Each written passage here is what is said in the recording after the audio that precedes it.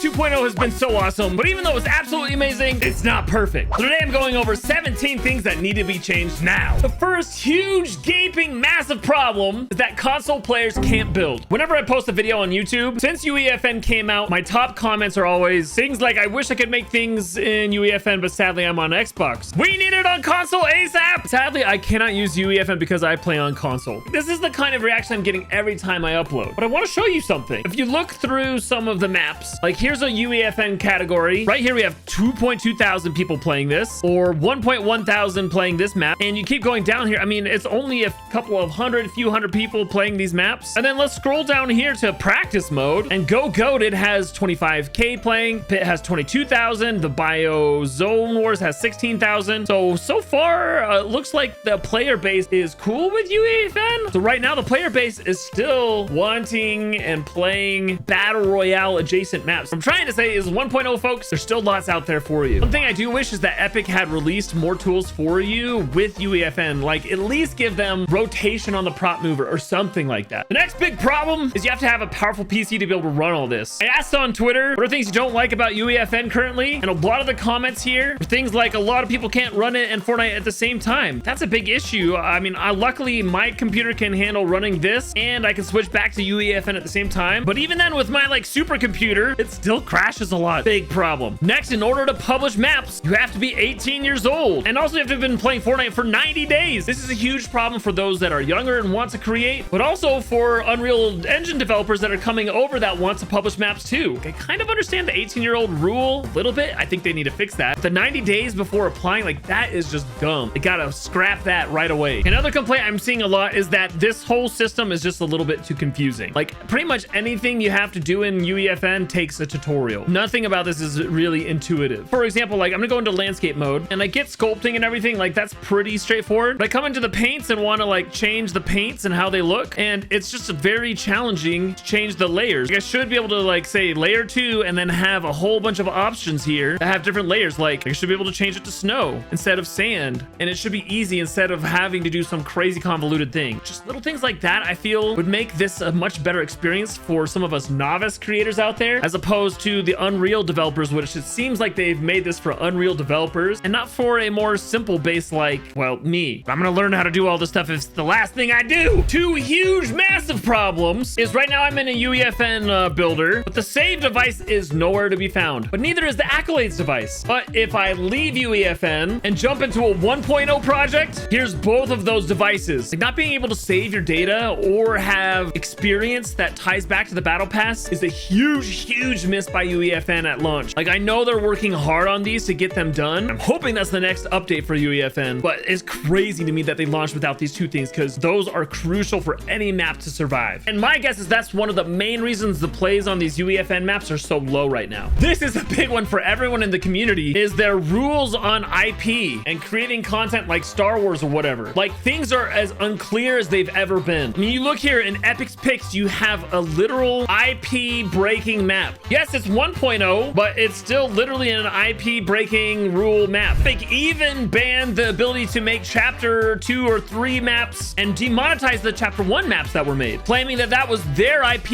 and we couldn't earn money off of that, which I totally understand. But they literally have a Tilted Towers IP map right here, and there's been lots of maps that are made that are making tons of money off of this individual island. So it's confusing, like why can't we use the chapter 1 or 2 or 3 islands? I just don't really understand it, and I wish Epic would come out and explain everything just a little bit better. They even did this once with 1.0 where they were saying you can't do IP stuff, but then they came out and said, well, you do it at your own risk, and if a company comes at you, then you're gonna have to take it down, which has already happened, by the way. Activision began taking down Fortnite Creative 2.0 maps for copyright infringement. I mean, anything that was like a recreation of a Call of Duty map or Zombies or Rust or something had to be taken down, which that's crazy to me.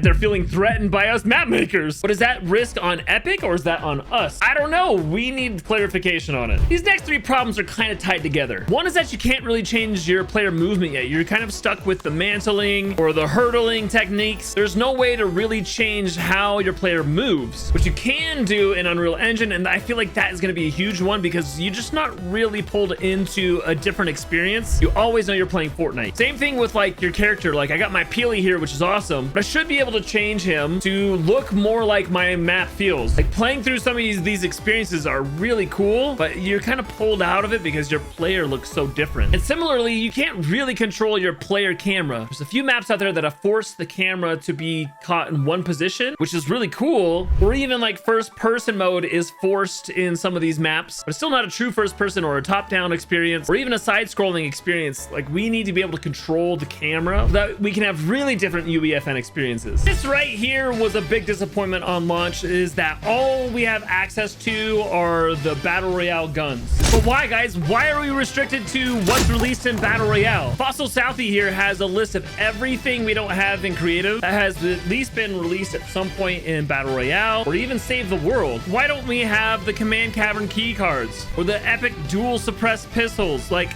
there's these things in here that makes no sense why we don't have it in creative mode. I guess maybe because it's just not supported. Like maybe they haven't like ported it over, but I feel like at this point with UEFN, we need all of the guns and save the world in battle royale. That way we can make the games we want. And then on top of that, we need to be able to come into the guns here and customize it how we want over here. Now I know Epic's working on this, but I'm actually surprised we had literally no ability to change weapons at all on launch. Like pretty much all we got here was some really cool aesthetic things, which I'm not complaining about, guys. I'm actually really happy with UEFN, but not being able to customize any weapons at all. I mean, we don't even have the melee manager anymore. It's just really disappointing. Another issue is that collabing with friends is nearly impossible. I love how quickly it updates in creative mode here, but I can't even come in with friends and play anymore. That was one of my favorite things about 1.0. And then when you finally have a map you can publish, there is an ability to create a private version code so you can test your maps. But the problem is only people that are on your team can use that code. Like how the heck am I supposed to test a map